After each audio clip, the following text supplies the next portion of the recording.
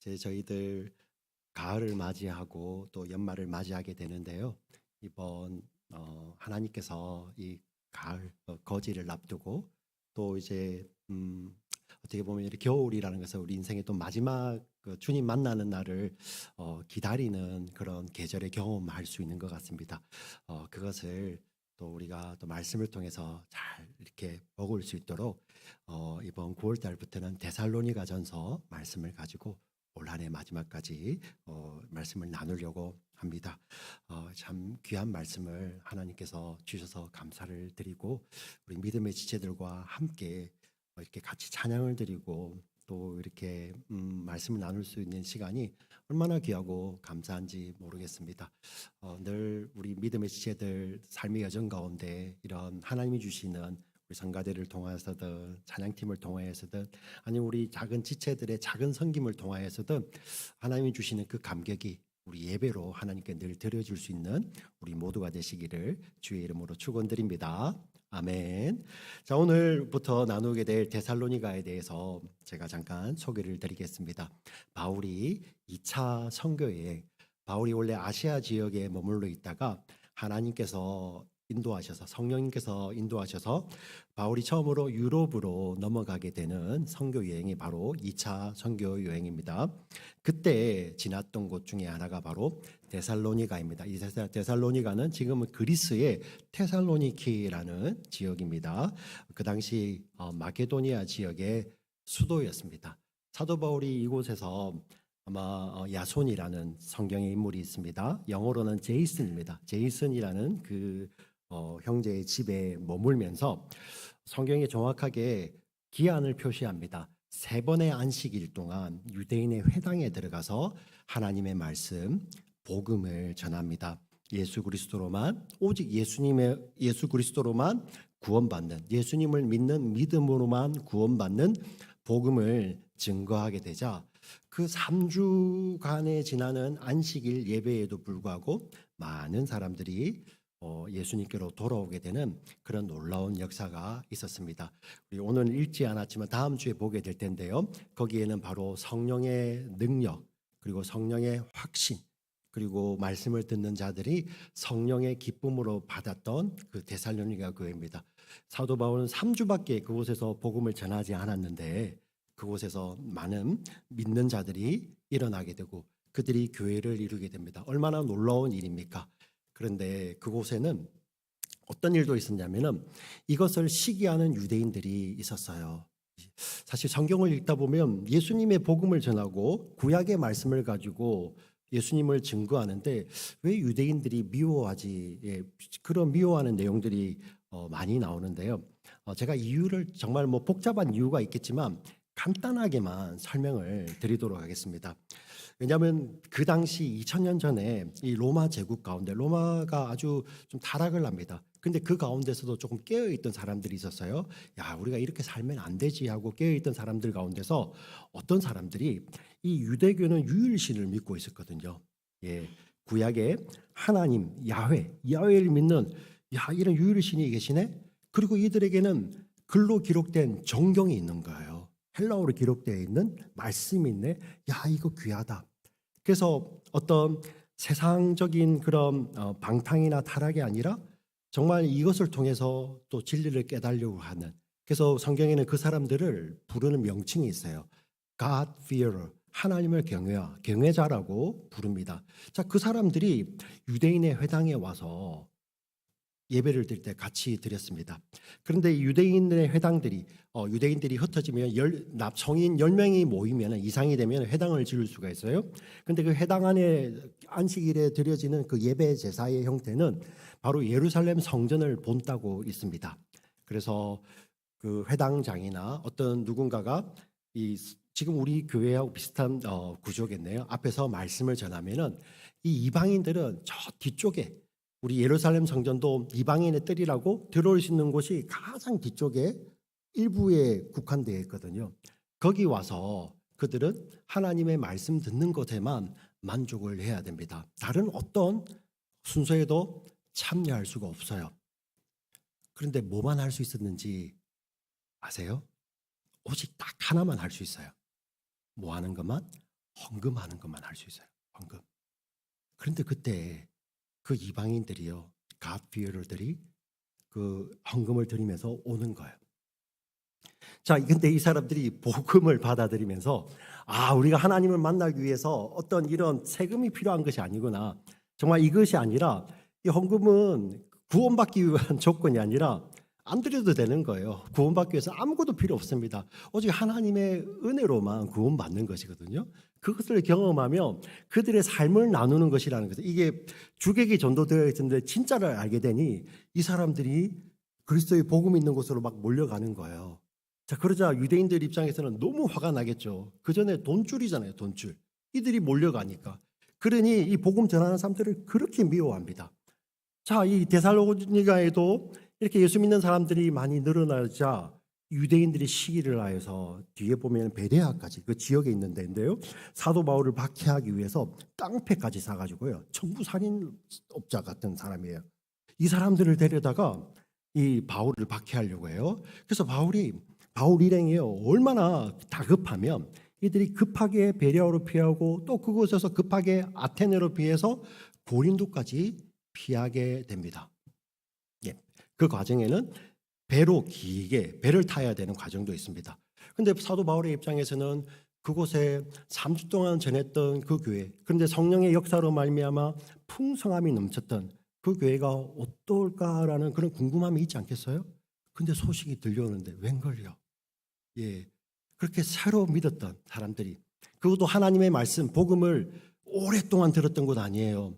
네, 우리는 한 교회 나오다 1년 정도는 그죠, 그냥 초신자잖아요, 그죠? 나 건드리면 안 돼요. 저는 초신자입니다. 하지만 이 사람들은 3주밖에 하나님의 말씀을 제대로 못 들었는데 이들 가운데 어떤 소식이 있냐면, 이야, 그들 가운데 믿음의 역사가 있고 사랑의 수고가 있고 그리고 예수 그리스도를 향한 소망의 인내가 있다는 것을 소식을 듣게 되고 바울이 너무 기뻐서 하나님께 기도하며 감사하며 그것을 기억하면서 쓴 편지가 바로 데살로니가 전서예요. 네. 너무 놀랍지 않습니까? 네. 크레딧을 사도 바울은 너희들의 어떤 수고도 있겠지만 바로 성령의 능력, 성령의 확신이고 성령의 기쁨이다라고 이야기를 하면서 데살로니가를 전서를 편지를 쭉 길게 써나가고 있습니다. 저희들 오늘 그 말씀을 깊이 묵상하면서 보게 될 텐데요. 자, 첫 번째 우리 데살로니가 교회가 어떤 교회인지 1절 말씀을 같이 한번 읽어보도록 하겠습니다. 같이 읽겠습니다. 시작.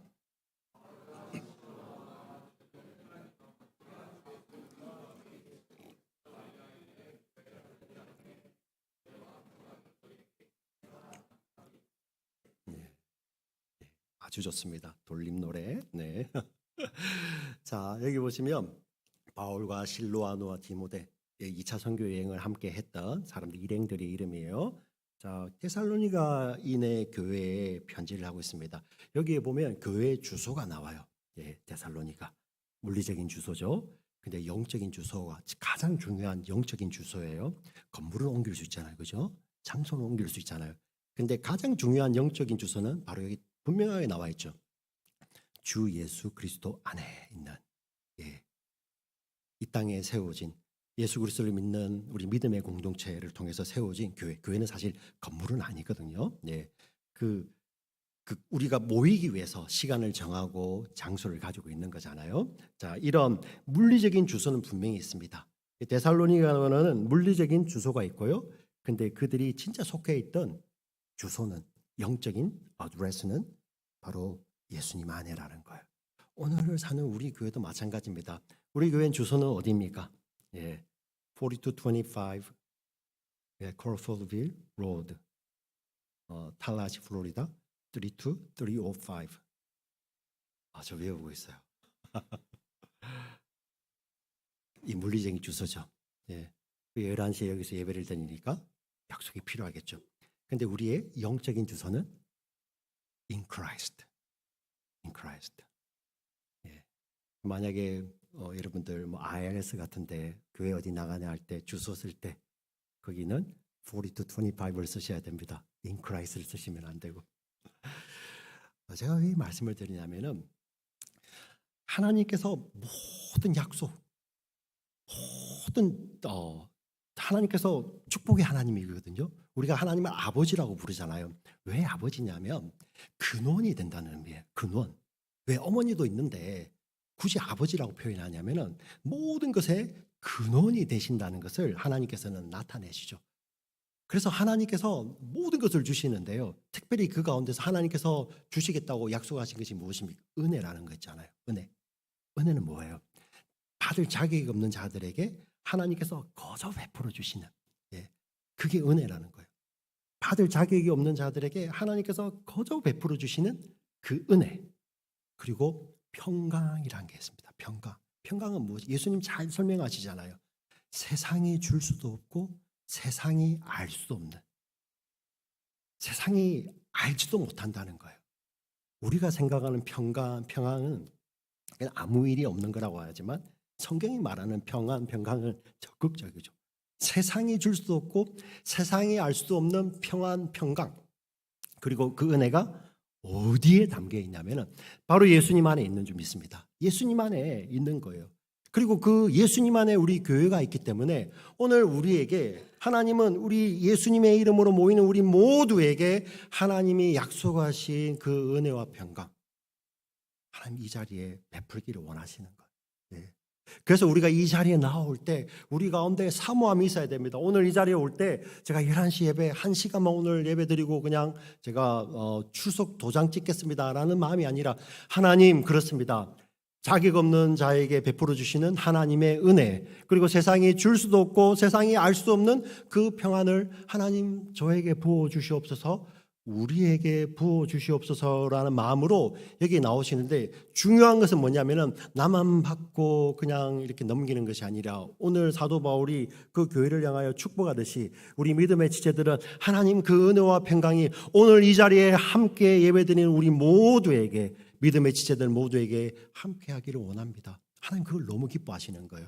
심지어 우리가 늘 기억하는 거, 유튜브로만, 우리가 어떤 사정에 의해서 유튜브로만 예배 드리는 분 계시잖아요. 유튜브 그거 없애버리고 와야지. 예, 물론 이 자리에 와서 드리는 것도 너무 좋습니다. 그게 오히려 더 바른 예배겠죠. 그런데 안 되는 경우도 있지 않습니까? 그런데 하나님 동일한 은혜, 자격 없는 자에게 베풀어 주시는 그 은혜를 부어 주시고 세상이 줄 수도 없고 세상이 알 수도 없는 그런 하나님의 평강, 하나님 부어 주시옵소서.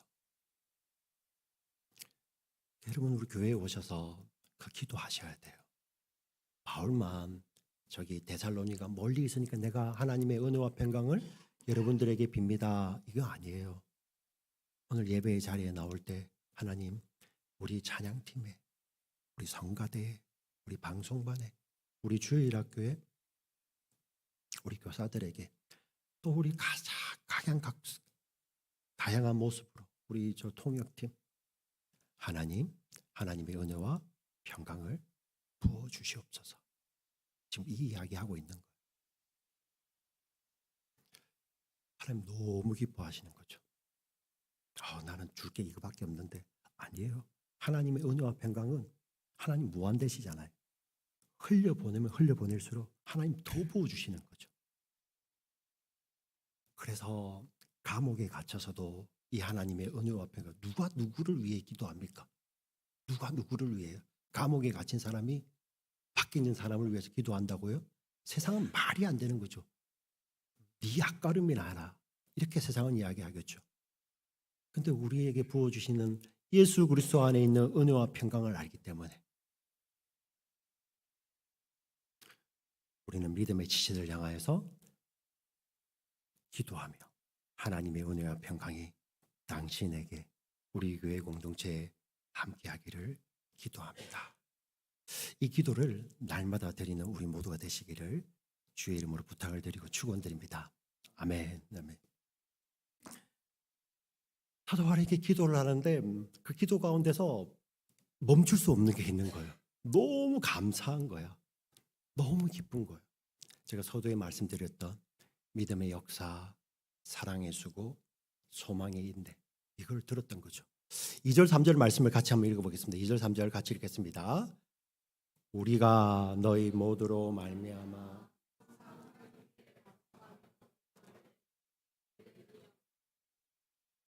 너희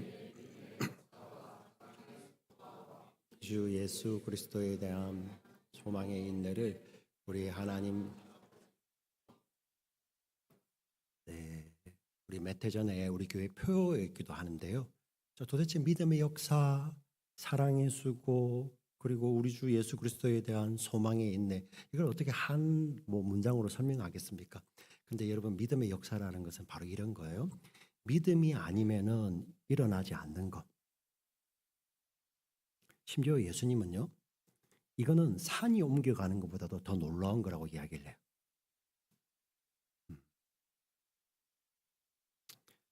제일 먼저 일어나는 것이 우리가 죄인됨을 고백하는 거예요. 네. 우리가 교회를 오래 다니니까 내가 죄인입니다라는 것이 자연스러울 수 있죠. 네. 근데 우리가 예수님을 알지 못하면 그거 절대 말 못합니다. 근데 단순히 내가 죄인인 것만 깨닫는 것이 아니라 이 죄를 용서하시는 것이 바로 예수님입니다. 오직 예수님만이 나의 죄를 용서하십니다라는 것이 바로 믿음의 역사예요. 근데 여기서 더 놀라운 것은 그리고 아무 일도 없었다가 아니라 하나님, 이 믿음의 역사가 내 남편에게, 내 아내에게, 내 자녀에게, 내 아비, 사실 이 자리에 보면 어릴 때 요즘 좀 덜한 것 같아요. 부모님 정말 건강한 부모님도 계시겠지만 정말 먹고 사는 게 힘들어서, 아니면은 우리 어머니 아버지도 그 어머니 아버지들이 계셨잖아요. 그때 받았던 그런 그 마음의 상처가 강해서 내가 다 용서가 되는데 내 부모는 용서가 잘 안 되는 분들이 계세요. 음. 이게 머리로 어떤 사이콜로지 치료로 안 되더라고요. 근데 언제예요? 내게 은혜를 베푸셔서 나를 용서하셨던 그 예수님의 주시는 그 믿음이 우리 부모에게도 필요한 것이구나. 우리 형제에게도 필요한 것이구나. 우리 자매에게도 필요한 것이고 내 자녀들에게, 내 주변의 사람들에게, 우리 목장에도 필요한 것이고. 여러분, 이게 믿음의 역사라는 거예요. 믿음의 역사.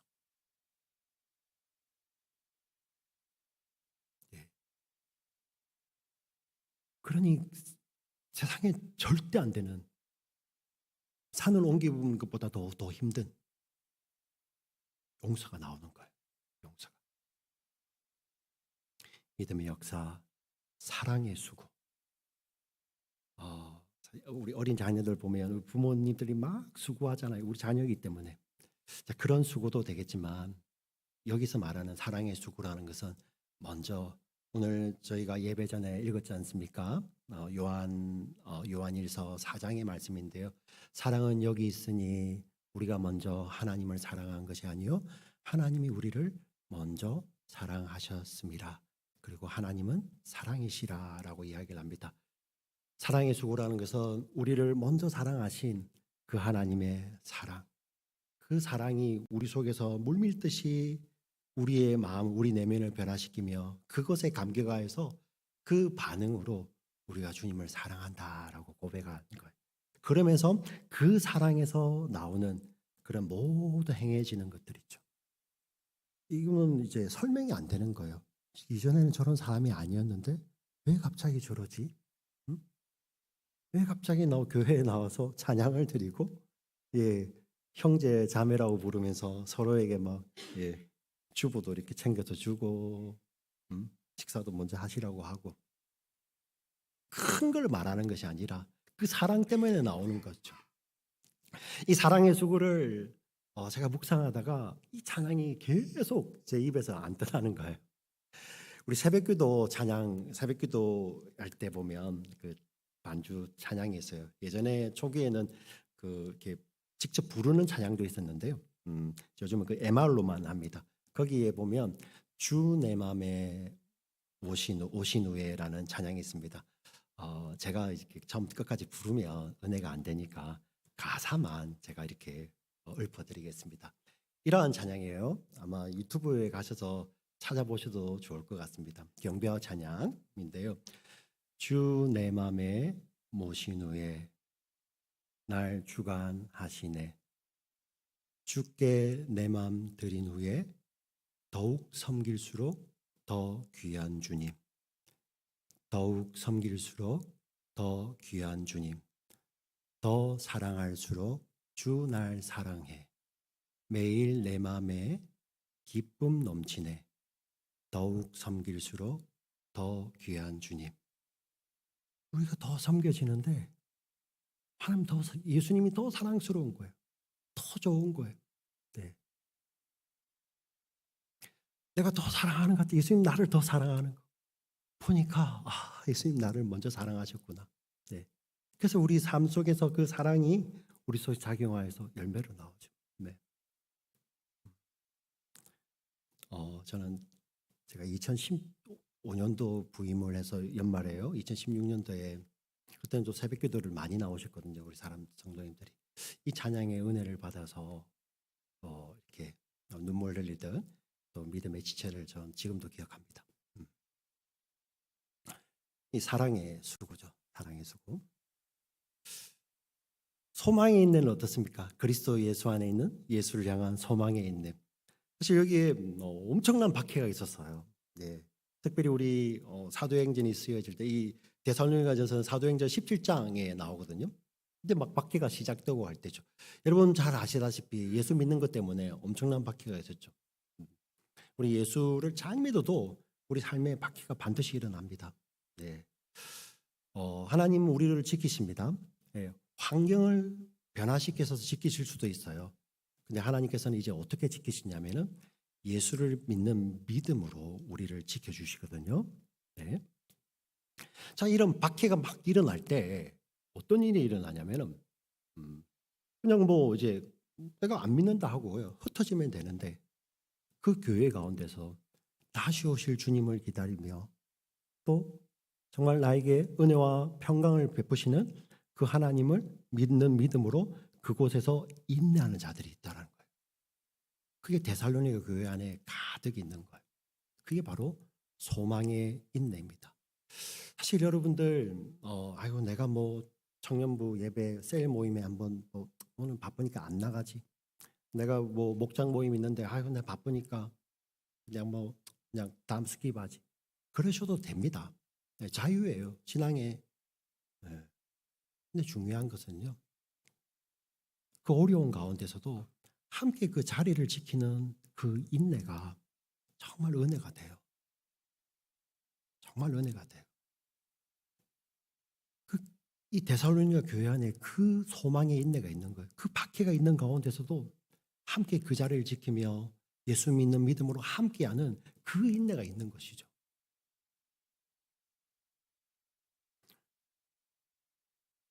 그것이 하나님께 드려질 때 얼마나 기쁨이 되겠습니까? 우리 감격하여서 기도하는 것이죠. 우리가 매주일 모일 때마다 우리 교회 공동체 가운데서 이러한 감격이, 이러한 기쁨이 정말 믿음의 역사, 사랑의 수고, 소망의 인내가 가득하여서 하나님께 감사하며 영광 돌리며 우리 함께하는 모든 지체들을 더 귀하게 여기며 귀히 여기며 하나님 앞에서 함께 있음에 감사하며 그것을 하나님께 모든 영광을 올려드리는 그런 우리 탈라하지 않은 침례교가 되기를 주의 이름으로 부탁을 드리고 축원드립니다. 네. 마지막으로 아주 오늘의 설교 제목이기도 합니다. 형제들아입니다. 형제들아. 원래는 사실 제가 이런 교회 되게 하소서라는 제목으로 말씀을 전하려고 하다가요. 사실 정말 오늘 말씀의 포인트는 이 4절에 있습니다. 4절. 같이 한번 4절을 한번 읽어볼까요? 같이 읽겠습니다. 시작.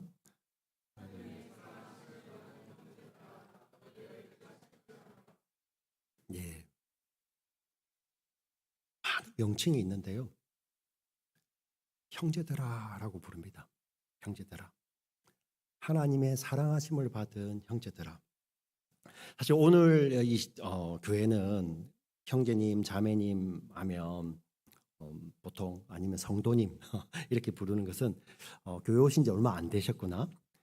이분이 집사님인지 권사님인지 뭐 장로님인지 뭐 목사인지 잘 모를 때 그냥 가서 부르는 게 성도님, 형제님, 자매님인데 사실 그런 이름이 아니에요. 성경을 보면 우리가 형제님 부르고 성도님 부르는 것은 그냥 부르는 것이 아니라 하나님께서 대가를 지불한 사랑 때문에 불러지는 거예요. 네. 하나님께서 사랑하셔서 우리가 형제, 자매라고 부르는 거예요. 어떤 의미냐면은 로마서 5장 8절에 보면 이런 말씀이 있어요. 우리가 아직 죄인 되었을 때 그리스도께서 우리를 위하여 대신 죽으심으로 하나님이 우리에 대한 자신의 사랑을 확증하셨느니라. 하나님의 사랑이 어떻게 나타나냐면 우리가 죄인이었을 때 하나님의 아들이 죄인된 우리의 모든 죄를 다 짊어지고 대신 죽으심으로 말미암아 그 죄를 다 씻으시고요. 그리고 하나님의 아들이 누려야 될 그 아들의 자리에 우리를 그 자리에 두시면서 우리를 아들이라고 부르고 여러분들 스스로는 이제는 형제야. 예수님 안에서는 어떤 차별도 없고 높음도 낮음도 없고 빈부격차도 없고 성별의 다름도 없고 모두가 당신들은 형제야라고 하나님 직접 그렇게 해주시는 거예요. 이건 저 말이 아니에요. 우리 로마서 8장 29절에 하나님께서 그 구원을 이야기하시면서 그 구원의 어떻게 보면 목적과 같은 내용이 나옵니다. 같이 한번 읽어보겠습니다. 같이 읽습니다. 시작. 하나님이 미리 아신 자들을 또한 그 아들의 형상을 본받게 하기 위하여 미리 정하셨으니 이는 그로 많은 형제 중에서 맏아들이 되게 하려 하심이라. 아멘. 여기서 미리 아신 자, 미리 정하신 자들이 바로 구원받은 우리들이에요. 오늘 택하신 자들, 우리 오늘 데살로니가 1장 4절에 보면 부르심을 안다 할 때 그 자들이에요. 성도라고 부르는 자들이죠. 그건 하나님 뭐라고요? 영원히 아들이셨던 성자 하나님이 계세요. 그분의 이름이 예수님입니다. 그 아들과 똑같은 아들들이 되기 위해서 하나님께서 이 놀라운 구원 사역을 이루어 가시는데 하나님께서 그냥 어떻게 하시냐면은 이제는 아들이 있고 나머지 너희들 열등한가 이게 아니라 그 아들과 똑같은 아들, 그냥 그 아들 중에서 이 아들은 맏아들이야. 이렇게 말씀만 하시는 거예요. 물론 이게 우리와 피조물인 우리와 우리 창조주신 하나님과 차이가 없다는 말이 아니라 하나님이 어떻게 여기신다고요? 예수님을 이 자리에 계신 우리 형제라고 부르는데 그 형제 가운데서 맏형으로 삼아 주신다는 거예요. 이 하나님의 놀라운 구원 계획이에요. 그래서인지요, 우리 예수님께서는 이 하나님의 놀라운 구원 계획 앞에 얼마나 그것을 기쁨으로 반응하셨는지 예수님은 하나님께서 형제라고 삼아주신 그 형제들을 이렇게 이야기를 하세요. 저 친구는, 저 형제는 나와 똑같은 자야라고 이야기를 하세요. 이건 제 말이 아니에요. 마태복음 25장 40절에 예수님이 이렇게 말씀을 하십니다. 같이 한번 읽어보겠습니다. 임금이 대답하여 이르되 내가 진실로 너희에게 이르노니 너희가 여기 내 형제 중에 지극히 작은 자 하나에게 한 것이 곧 내게 한 것이니라 하시고, 내 형제 중에 지극히 작은 자, 예. 형제들이 있는데 그 가운데 사람들이 보기에도 너무 작은, 근데 그가 내 형제이기 때문에 그 형제에게 하는 것이 바로 내게 하는 것이다 라고 예수님 이렇게 친히 말씀해 주세요. 네. 지금 나는 너무 작아, 너는 왜 이렇게 잘 안 풀리지? 이렇게 혹시 생각하시는 분들 계십니까? 예수님 그렇게, 하나님은 우리를 똑같은 자녀라고 삼아주시고 예수님은 우리를 형제라고 이야기해 주시죠. 그래서 이 형제에게 하는 것이 내게 대하는 것과 똑같다라고 예수님 말씀해 주세요. 하나님께서 그 아들, 맏아들을 닮게 하기 위해서 미리 아시고 정하신 자들, 그리고 그 맏아들의 형제로 삼으신 우리들을 예수님 이렇게 귀하게 여기신다는 거예요. 심지어 예수님은 어떤 말씀까지 하시냐면 이게 여러분들에게 굉장히 충격이 될 것입니다. 예수님은 예배를 아주 귀하게 여기셨습니다. 제사를요. 네, 왜? 구약에 나오는 모든 제사들이 예수님의 십자가의 대속의 제사를 모형하는 거예요. 예. 그래서 예수님께서 십자가에서 죽으시기 전까지 드려지는 모든 제사는 예수님의 십자가를 가르치는 거예요. 무슨 말씀인지 아시죠? 네. 그 귀한 겁니다. 왜? 그 제사의 대속 제물로서 예수님께서 친히 죽으시거든요. 그 제사는, 대속 제사는 우리 믿는 자들에게는 영원한 생명이에요, 생명. 근데 예수님이 이렇게 말씀을 하세요. 우리 마태복음 5장에 이런 말씀이 나옵니다. 같이 한번 읽어보겠습니다. 같이 읽습니다. 시작. 그러므로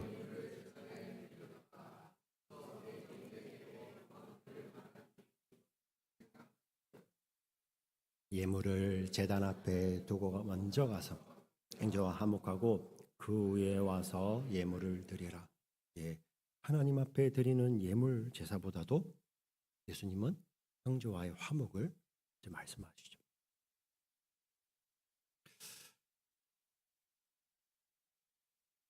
쉽지 않습니다.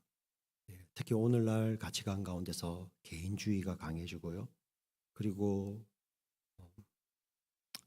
그 과업 위주잖아요. 뭐든지 목표한 것을 이루기 위해서 조직도 있는 것이고. 근데 교회는 그런 곳이 아니거든요. 같이 가야 돼요. 같이. 심지어 예수님 하신 말씀이 제단 앞에 제물 드리려다가도 생각나면 그 제물을 두고 가서 화목하고 예물을 드리라.